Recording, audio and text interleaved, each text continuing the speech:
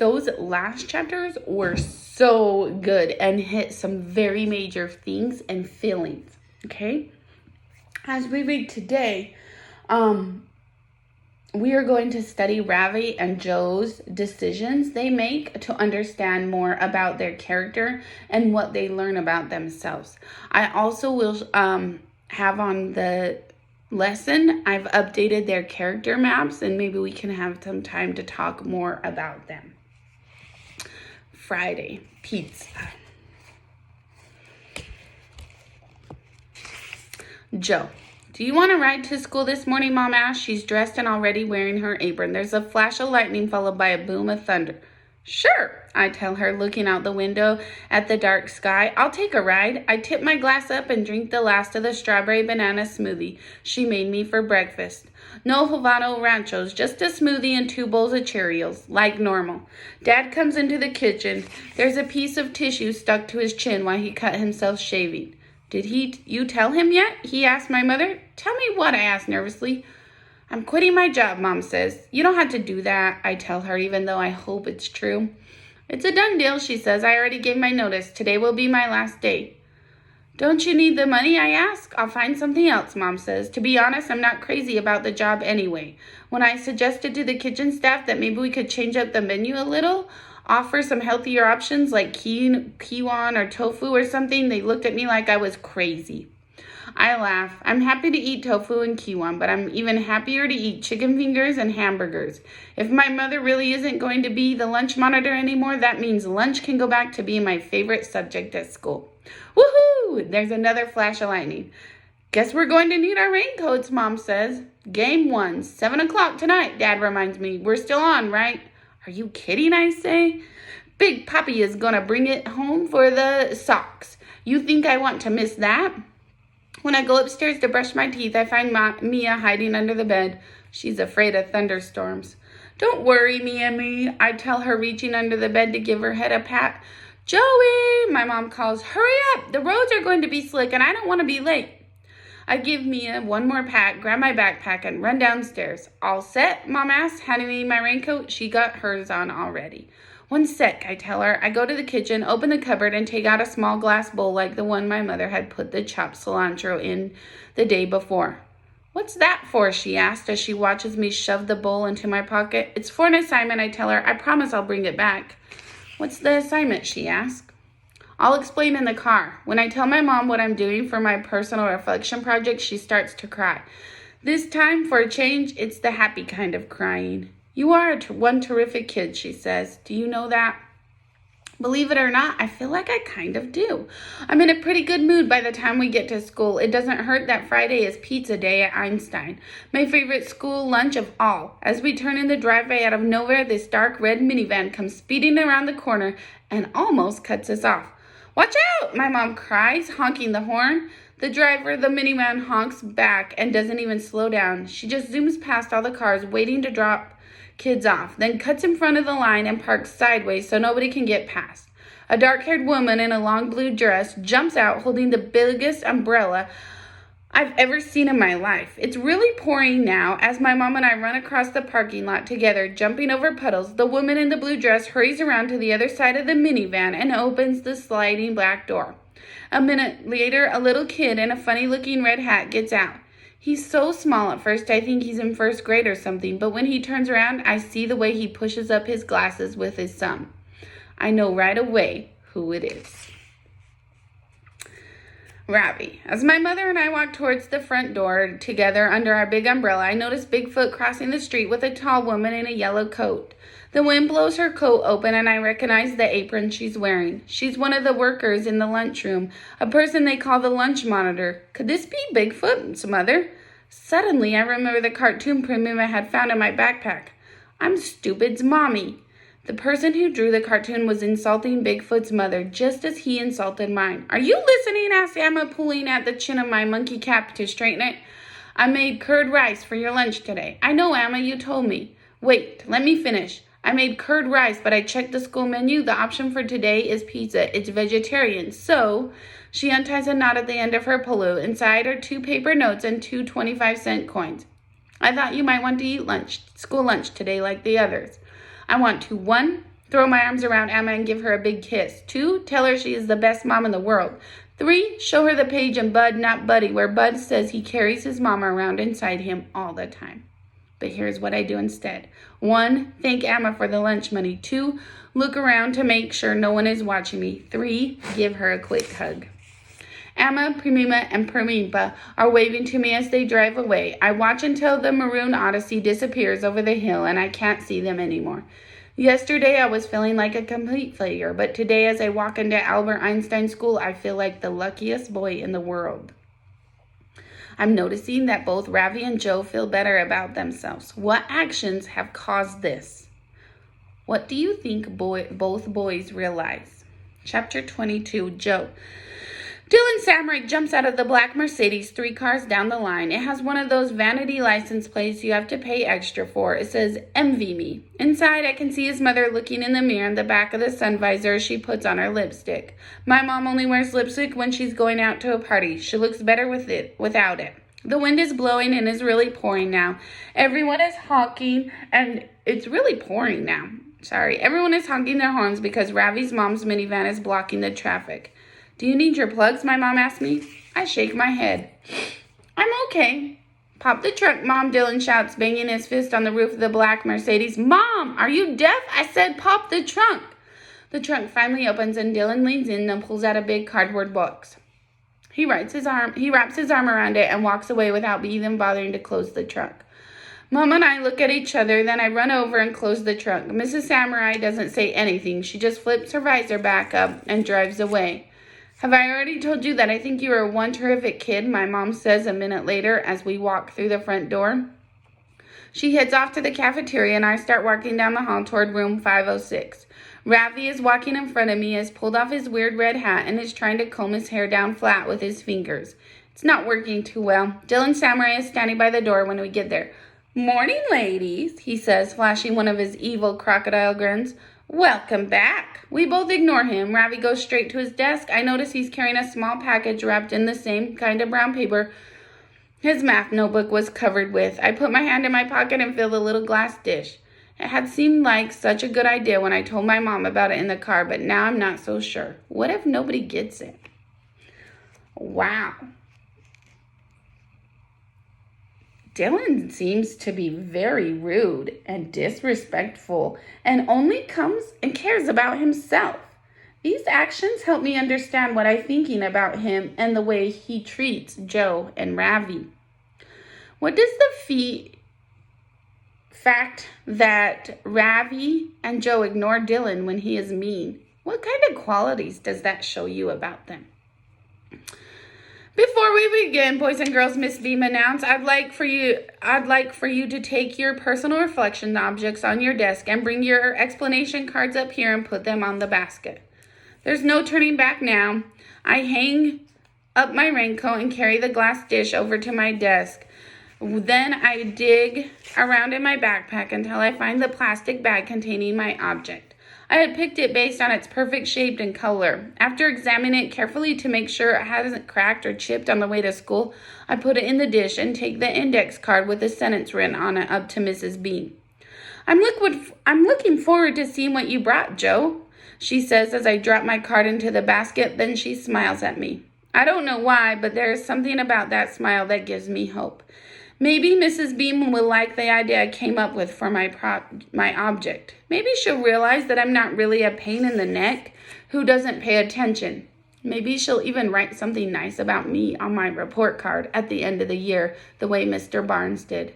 But apparently none of those maybes are supposed to happen, at least not to me, because when I get back to my seat, the little glass dish is empty.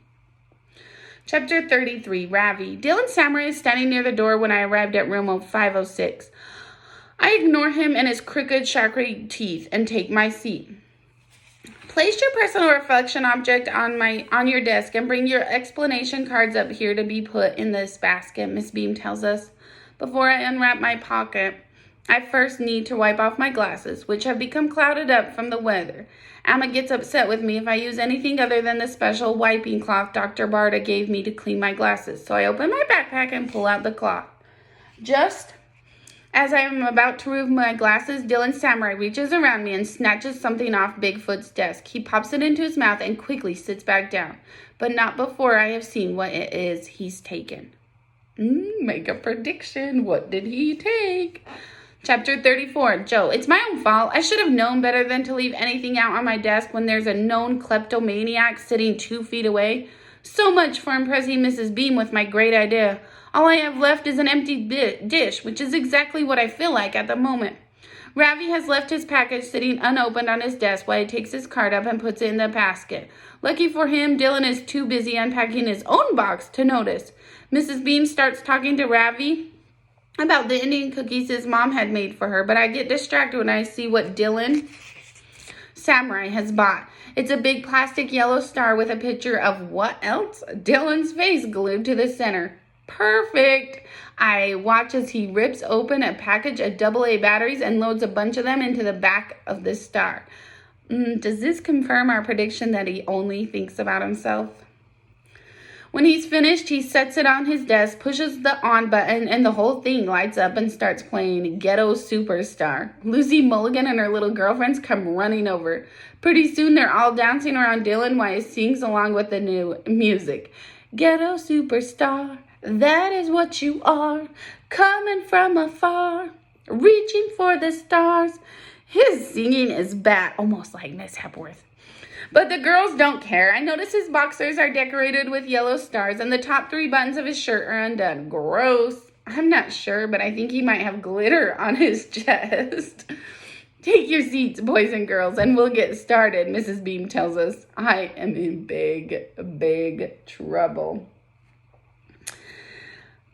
Chapter 35, Ravi. Ravi, Mrs. Beam says as I drop my card into the basket. My heart is pounding. Have I done something wrong? Emma had offered to write my explanation on the card in her neat handwriting, but I insisted on doing it myself. Can Mrs. Beam not read what I have written? After talking with Primima last night, I have been so sure that his assignment would be a proud moment, not just for me, but for my whole family. Now all my other failures come flooding back with a giant wave. My accent, my math, my English, my manners. It's nice to see you, said Mrs. Beam. We missed you yesterday. You did? Don't sound so surprised, she laughs. I wanted to tell you how much I enjoyed the cookies your mother made. There's a spice in them that I'm not familiar with. Do you know what it is? I'm sorry, I say softly, bending my head down. It's cumin. I don't say it that right ever. Don't apologize, she said. The cookies were delicious. It was all I could do to keep myself from eating the entire box. I was wondering, do you think your mother would be willing to share the recipe for that? What are they called again? Nana karitzas, I say? Non-katis, she says slowly. Her pronunciation is perfect. I think about what Miss Frost had told me about stepping on toes and about how assumptions are often wrong. Miss Beam, I say softly, my voice quivering a little. My name is not Ravi. It's pronounced Ravi. She looks at me and smiles. I never noticed before, but her eyes are the color of pistachios. I'm glad you told me that, Ravi. Was that better, she says. Wow, I'm starting to see his teacher as a gentle and caring person. Ravi is becoming more confident. I know this because Ravi and his teacher are interacting in a nice way. I nod my head and smile back at her. It means the sun, I say. As I walk back to my seat, my heart felt lighter. It seems there are finally looking up for me in America. But my gratitude is interrupted when I see Bigfoot sitting at his desk, staring into the empty bowl in front of him. He looks so sad, and I am not selfish enough that I have forgotten about the insulting cartoon or what I saw Dylan Samurai take from the little glass dish on Bigfoot's desk. This is my chance to redeem myself for the unkind way I had treated Ram Aswani at Vita Madeira and all the other toes I have stepped on at Albert Einstein Elementary School as well. My chance to set things right. I reach into my desk and feel with my fingers until I find what I am looking for. Then I put it in my pencil box for safekeeping until the moment is right. How has Ravi changed? What does he mean redeeming himself? And I would like you to explain your thinking with details from the book. Chapter 36. We're going to play a little guessing game, Mrs. Beam explains. The goal is to match up the object sitting on the desk with the sentence in the basket. Great. I've only been at school for 15 minutes and my day is already in the toilet. I look at the empty dish. No one is going to be able to match it with the sentence I wrote. Not in a million years. Ravi is busy unwrapping his package. I am curious to see what's inside, so I lean to my left so I can watch him. The brown paper is held with about 1 million pieces of Scotch tape.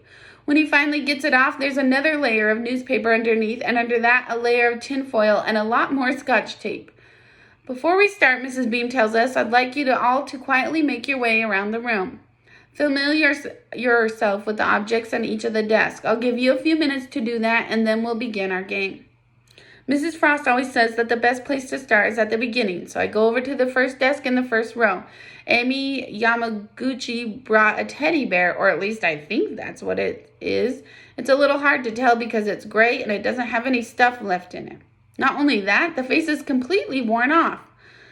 Whatever it is, it's ancient and probably doesn't smell too good up close. Some of the other girls brought in stuffed animals too, or girly junk like charm bracelets and a flavored chapstick. A lot of the boys picked video games or sports stuff, including Tim O'Teal, whose personal reflection object is his own front tooth. Everybody knows the story. He knocked out his tooth last winter sliding into a goalpost during a hockey game. Even though there was blood gushing out of his mouth, he still managed to score the winning goal, which is how his picture ended up on the front page of the Hamilton Herald with a caption under it that said, "Plucky local kid just won't quit." I am about to start walking down the next row on desk when I hear Lucy Mulligan scream. Mrs. Beam goes running over to see what's wrong, and pretty soon there's a big crowd of kids standing around Ravi's desk. This is one of those times when being taller than everyone else comes in handy, because I can see right over their heads. Ravi has finally finished unpacking his package. Sitting on the desk is a glass jar filled with cruddy-looking water, and swimming around that cruddy-looking water are 3 long, slimy, black... Chapter 37, Ravi. Leeches, I say as everyone leans closer to see what I have in my jar. Yesterday, Primipa and I took a walk together. Where are we going? I asked him. You'll see, he said. Ever since we moved to New Jersey, Primipa has never been very quiet. He eats his meals without a word, then goes and sits on the sofa to chew his beetle nuts and read his newspaper. But yesterday as we walked together, he had a lot to say. What's this I hear about you wanting to quit school? He asked. Nobody likes me, I told him. They think I smell bad. It doesn't matter what they think. Quitting is not an option. I know, I said. Appa told me. That's because I told your father that same thing when he was a boy, and someday when you have children of your own, you'll tell them too. Quitting is not an option. You don't understand, I said. Nobody does. For a while we walked in silence. Did you know that in India tea has to be plucked by hands, Ravi? My grandfather said finally. 3 leaves and a bud right from the top of the tea brush. The tea pluckers pick the tender shoots and drop them into the basket that hang from their heads. When I was a young man, my first job was to work at a tea plantation. I had to stand in the rain and guard the workers, protecting them from wild animals that might be lurking nearby. What kind of wild animals? I asked, but my grandfather didn't answer. Instead, he took me by the hand and led me through the tall grass to the edge of the pond. Amma and Primimba were always warning me not to go near. What are we doing here? I asked. Again, my grandfather didn't answer. He bent his knee and crouched down, careful not to let his vested touch the muddy ground. I crouched down beside him and watched as he dipped the tea strainer in the water and began dragging in very slowly through the weeds at the edge of the pond. 2 times he pulled the strainer out and we peered in only at the dirt and dead leaves. But on the 3rd try, his efforts were met with success. 3 long, black worm-like creatures wiggling in the strainer. We used to call them Draculas in disguise, Primippa told me. The tea plantations were infested with them during the monsoon season. They were much larger than these skinny fellows, but these will have to do. Do for what? I asked. Primima told me about your assignment. The assignment is to find something that represents who I am, I told my grandfather. Do you think I am a leech? Primippa laughed and pulled a small glass jar from his pocket. Fill this to the top with water, he says, handing it to me. When I had finished filling the jar, he dropped the leeches in, closed the cap, and tightened it. These leeches are a reminder of who we are and where we come from, Ravi, and all of the hardships we've endured to get here. I thought about our house in Bangalore and my friends back at Vita Madeir, especially Prom Ram. I thought about the way things used to be and the way I used to be. I don't know who I am anymore, Paripa, I told my grandfather. You are Ravi Sarani Rayana, my grandfather said, putting his arm around me and pulling me close. And the Sarana Ranas never give up. We work hard against all odds and believe in ourselves. Who would have thought that I, a small tea plantation owner, would be able to send his son to a fine university and to help bring his whole family to live in America too? But that is what happened. I miss Bangalore, I said softly. Me too, but we will have many more opportunities here. It doesn't feel like home, I told him. Give it a time, Pramima says, reaching for my hand. Come, Ravi. Amma and Pramima are waiting. If we stay out any longer, they'll think we've been carried off by that terrible wind Pramima always complaining about. What lessons can we learn from that? Everyone in room 506 is still crowded around my desk trying to get a look at the leeches. This time is right, so I open my pencil box and take out the blue candy, the one Mrs. Frost gave me to the resource room 2 days ago. I put it in my desk and forgot all about it until this morning. Now this little blue candy is about to play the starring role in my big plan. I look around to make sure no one is watching. Then I place the candy in the glass dish on Bigfoot's desk. How cool, Ravi put an M&M in Joe's dish. Why does he do this? And what does it say about him? Chapter 38, Joe. I can't believe my eyes. I actually blink a couple of times to make sure I'm not seeing things. Is there really a blue M&M sitting in the glass dish on my desk? The answer is yes, but that's what's weird is that it's not the same one I brought from home. I'm positive. That was a single. This is a double. Those are rare, especially the blue ones, which is how I know who put it there. Chapter 39, Ravi. I'll get it started, says Mrs. Beam as she reaches into the basket. She pulls out a card and reads it out loud. On my honor, I will try to serve God and my country, to help people at all times, and to live by the Girl Scout law. That's easy, shouts Dylan, jumping out of his seat. It's Selena. Who else would be dorky enough to still be a Girl Scout in 5th grade? Mrs. Beam's eyebrows are twitching. As I explained a moment ago, Mr. Samry, she says, the person who reads the sentence is the only one who's allowed to guess. In this case, that person would be me, not you. Dylan sits back down and Mrs. Beam walks over to Selena's desk. She is the girl in the green uniform who had bought many things to the nurse's office. Is it you, Selena? Miss Beam asked, placing the card next to the loop of green cloth and medals and badges pinned to it. Selena blushes and nods her head. Now it's your turn, said Mrs. Beam, holding the basket out to her. Selena pulls out a card and reads, Blondes have more fun. Gee, I wonder who that could be, Dylan says. Selena walks over to Lucy Mulligan and places the card next to the silver hairbrush sitting on her desk. Is it you? She asks Lucy. Duh, Dylan sneers. Of course it's her. This game is a joke. Mrs. Beam frowns at him, then holds out the basket to Lucy, who reaches in and pulls out the next card. I rule, she reads. I'll give you a hint, says Dylan. He turns on his ridiculous practice star and the music starts blaring. Ghetto superstar, that is what you are.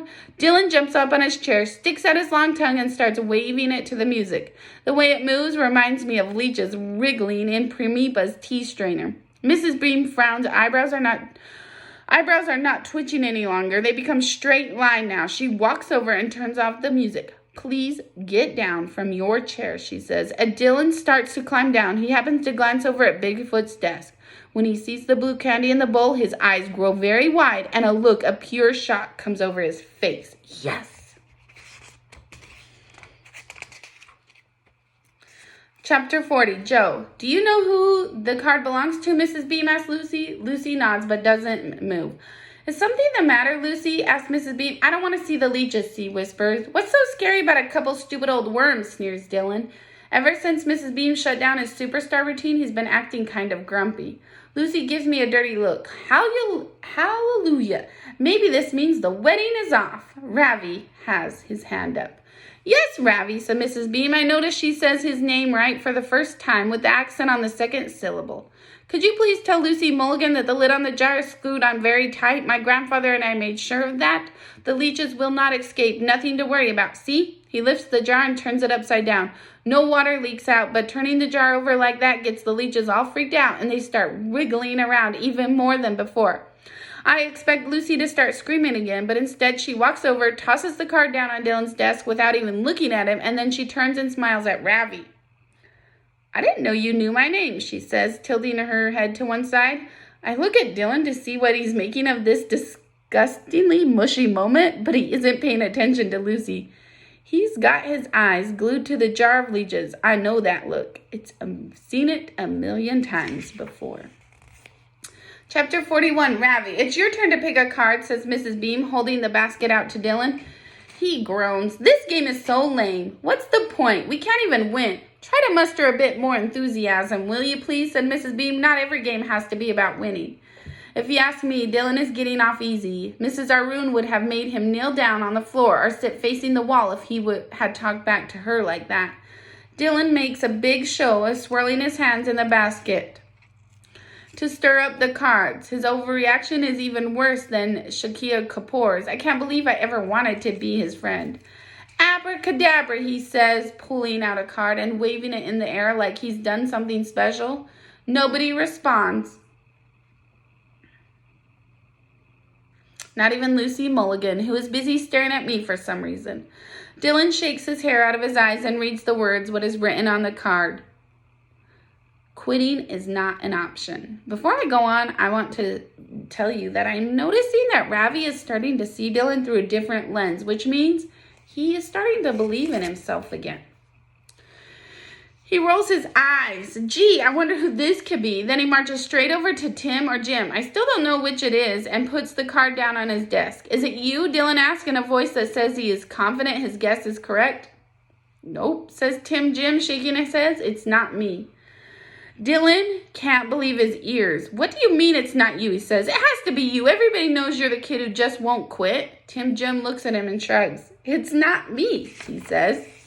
You see, Mrs. Beam's pistachio eyes are twinkling like little green stars. Maybe this game isn't so easy after all. Well, if he didn't write it, who did? Asked Dylan, looking down around the room. I wink at him and smile. I did, I say. Ooh, what does that wink and smile mean? And notice that it was Ravi who winked this time. What could Dylan be realizing about Ravi? Chapter 42, Joe. He cheated, shouts Dylan. That's why I couldn't guess it. What do leeches have to do with quitting? Would you like to come up front of the class and tell us how the two things are connected, Ravi? Personally, I would have been sweating bullets if Miss B made me stand up in front of everybody like that. But Ravi doesn't seem nervous at all. In fact, he looks happy. He pushes up his glass and clears his throat like he's about to give a speech or something. I'm listening, but I'm also keeping my eye on Dylan in case he tries to mess with Ravi's leeches while he's busy giving his speech. Quitting is not an option, Ravi said. This is what my father taught me and what his father taught him and what I will teach my own son someday. Big deal, says Dylan. What does that have to do with leeches anyways? I told you he cheated. Shh, said Mrs. Beam. Go on, Ravi. Ravi pushes up his glasses again. I haven't prepared anything else to say, but I could tell you a story if you like. Chapter 43, Ravi. I rub my nose and push up my glasses. My hands are shaking a little, so I fold them together the way we were taught to do in electron class at Vita Madir. For many generations, the Saranyanand family has worked with tea, I begin. When my grandfather was a young man, he worked in the tea plantations. His job was to protect the tea pluckers from wild animals, and that might be lurking nearby. I look around the room. Everyone is listening. Some are even leaning forward in their seats. I decide to bring a bit more drama into the story by adding a few details Priampa had included in his version. Have you ever been attacked by a porcupine or a wild boar, I asked, pawing the ground with my foot? Have you ever seen a panther crouching in the grass, ready to pounce, or even stuck in the middle of the war between two angry elephants? I pause and look around the room for dramatic effect. All those years of electron lessons are really paying off. Imagine, it is the monsoon season, I say. Imagine the ground is still damp from the heavy rain, a perfect hiding place for the most dangerous creature of all. Most dangerous than the porcupine or even the panther. This animal can latch onto you and bite through even the toughest flesh with 300 razor-sharp teeth. What the heck, says Jax. Be quiet, Caleb Burlow tells him. I want to hear about this teeth. This is no time to lose momentum, so I take a deep breath and dive back into the story. Well, my grandfather battled these tiny Draculas in disguise every single day. Imagine yourself plucking tea under a hot sun when suddenly you realize you are surrounded by a vicious black worms waiting to fix themselves to your body and drain your life blood out. Look, there's one between your toes. Be careful! There's one behind your ears. Believe me when I tell you these dreaded blood-sucking leeches can even crawl up your nostrils. Just as my tale is building its climax, I am interrupted by a loud choking sound. A moment later, the air is filled with a horrible smell. Check it out, shouts Dylan Samry. Emily Mooney just blew chunks. Chapter 44, Joe. Apparently all the stuff about giant blood-sucking leeches climbing up your nose got to Emily and she barfed up her breakfast. Kids are running around screaming. Dylan is laughing. Emily is bawling. And Mrs. Beam calling the front office to tell them to send custodian down to room 506 quick with a mop. I feel bad for Ravi. He was having such a good time up there telling his story, and now all anybody can think about is Emily's barf. Miss Frost was right. It must be really hard coming all the way from India to New Jersey, especially when you have to deal with somebody calling you names and stealing your mechanical pencils, not to mention hitting you on purpose with a softball. I look at the beautiful blue double peanut M&Ms sitting in the bowl in front of me and say, whoop, zoop, sloop. All of a sudden, I get this great idea. Chapter 45, Ravi. The smell of the vomit is overpowering. Girls are screaming. Emily Mooey's crying, and Dylan Samurai is laughing his head off. Miss Beam tells me to return to my seat. Then she asks us to take out our copies of Bud, not Buddy. We'll go to the library and read until the custodian has had a chance to clean up. When we return, we can continue our game. Poor Curryhead, said Dylan as I take my seat. His speech was so bad, the audience puked.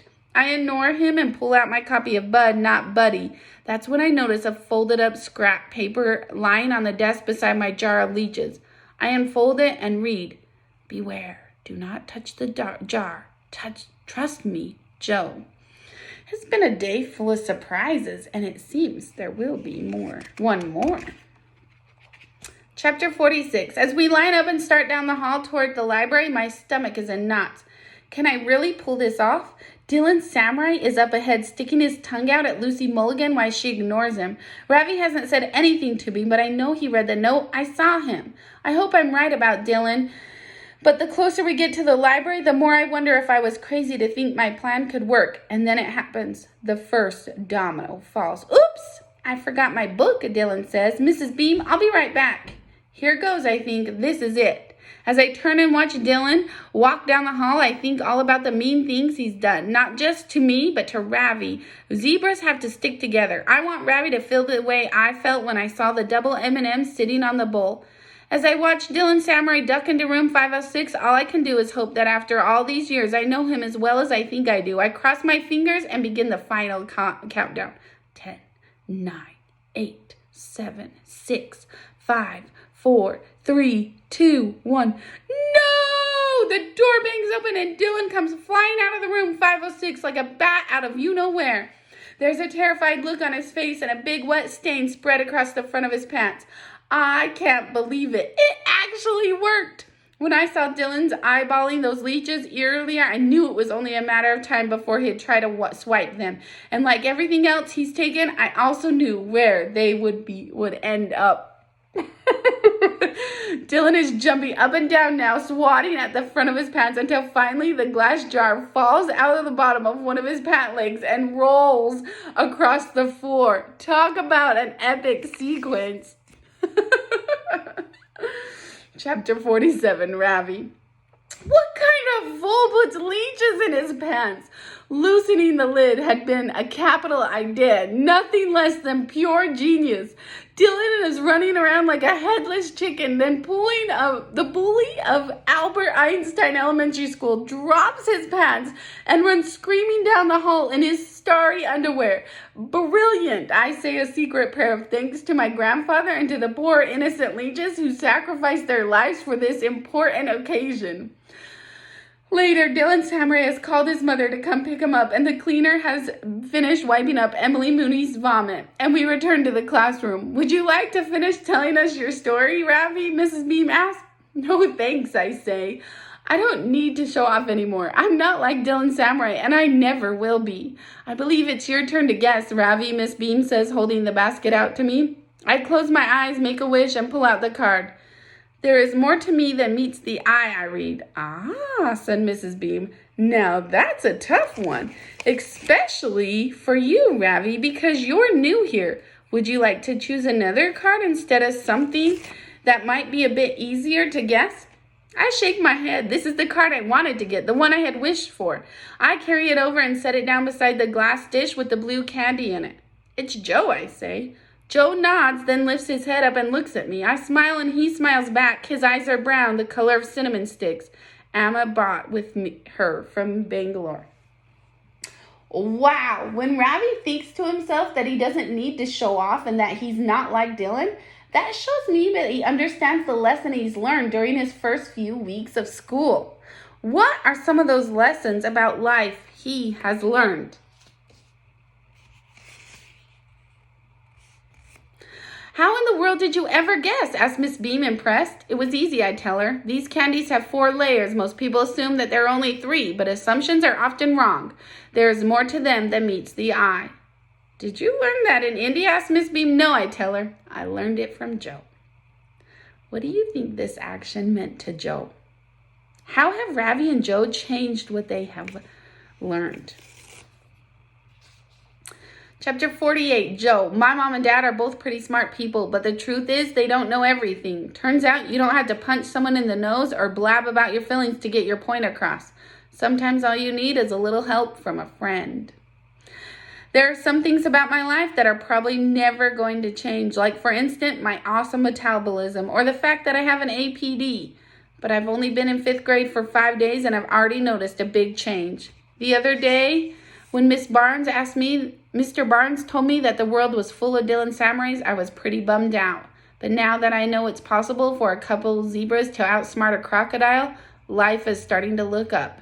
Not only that, but it's Friday, pizza day.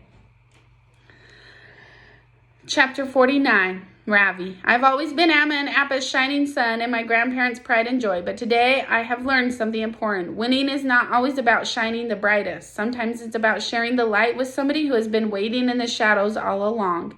It is 11:30 and the bell has just rung. My first week at Albert Einstein Elementary School is almost over. Amma's black tongue was right after all. Things have turned out okay. As I pick up my Tintin box and walk out of room 506, I feel like a new person. I haven't decided yet whether I will eat my curd rice or try the pizza today, but it doesn't matter because I know I will not be eating my lunch alone. When I get to the lunchroom, I know my new friend will be saving me a seat, and I am right. Wow, boys and girls, I just love this story. How did major events contribute to Ravi and Joe's relationship change? And how did both of their experiences impact the lesson that they learned?